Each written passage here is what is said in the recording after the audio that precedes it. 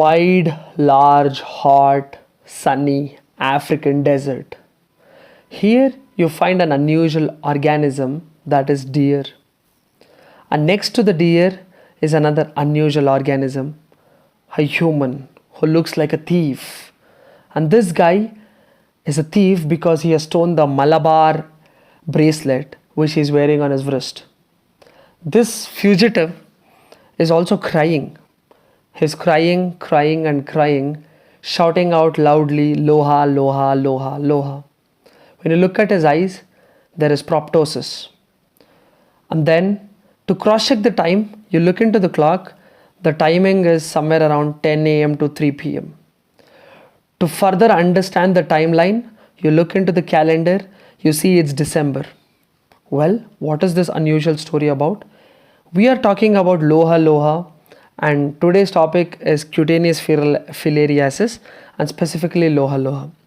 As we know, filarial nematodes are the Wuchereria bancrofti and Brugia malayi, which cause the lymphatic filariasis, whereas the cutaneous filariasis is caused by loha loha, Onchocerca volvulus and Manzanella species.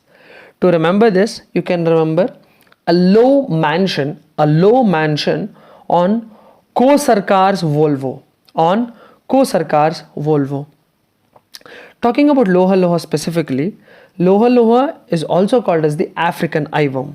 Well, that's why it's the hot African desert, right? Now, this causes an infection to the subcutaneous tissue and the eyes, and this is restricted to the West and Central Africa. Let's talk about the life cycle.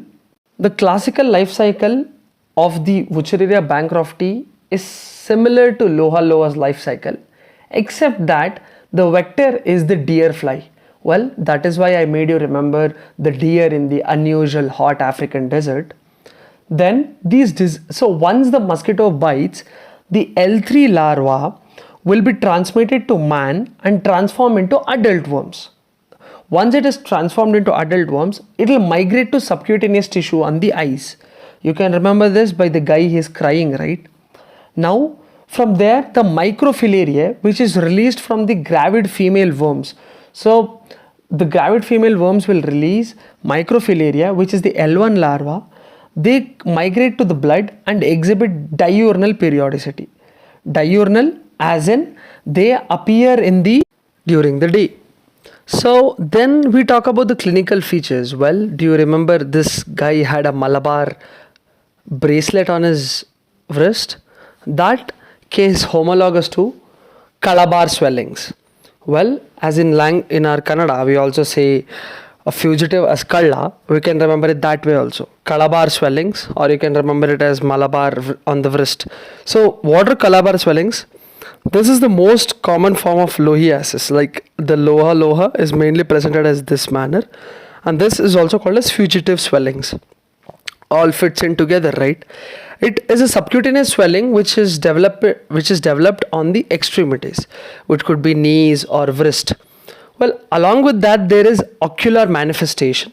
As I told you, you look at the eyes of the thief, you see proptosis, right? So you can see proptosis, there is bulging. And you can also see conjunctival granuloma, edema, and conditions like that.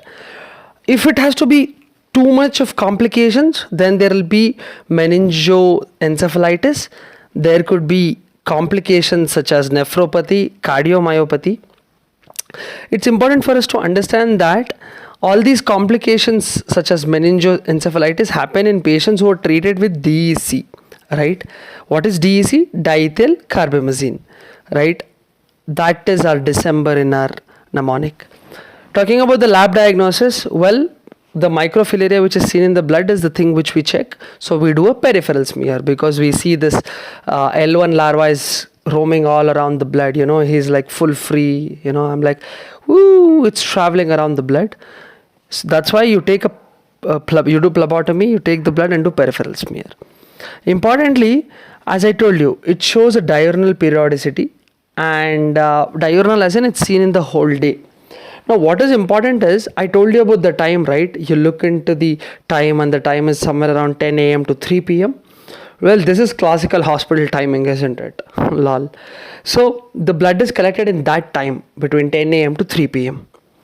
Talking about the morphology of it, so it's a it is sheeted, right? And it measures somewhere around 250 to 300 micrometer long in length, and the tail tip there are nuclei. Okay, then importantly, we could also do a biopsy of the subcutaneous swelling, that is the calabar swellings. Now, how do you do it by other methods? One, though you did blood smear examination. The other one, you checked for the organism's morphology. The other way you do it is by molecular methods, simply like PCR, polymerase chain reaction, where you take the gene of it and then amplify it and conditions like that. Then you have antibody detection, which is done by lateral flow assay. Well, that is specific for this. Then you check for antibodies such as LLSXP1.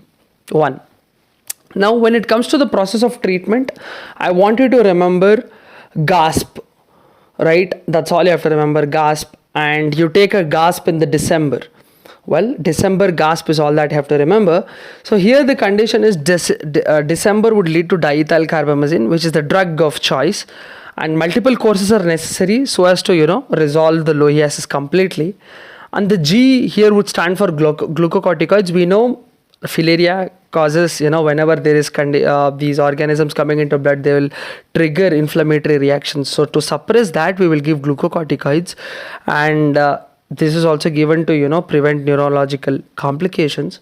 You also give albendazole or ivermectin, but this is contraindicated in heavily infected patients with loiasis. And lastly, with S of GASP, you remember a surgical removal. That kind of summarizes one part of the story of loiasis. So remember, loiasis, all you have to remember is this guy who's there in the desert along with a deer. He's a kalla. He's having a malabar swelling or a calabar swelling on his wrist. Then you see him crying. This is the time of December, and the time is somewhere around 10 a.m. to 3 p.m. And he's shouting out, Loha, Loha, and Loha.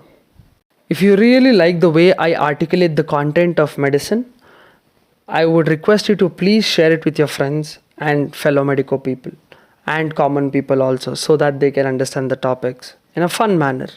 Thank you.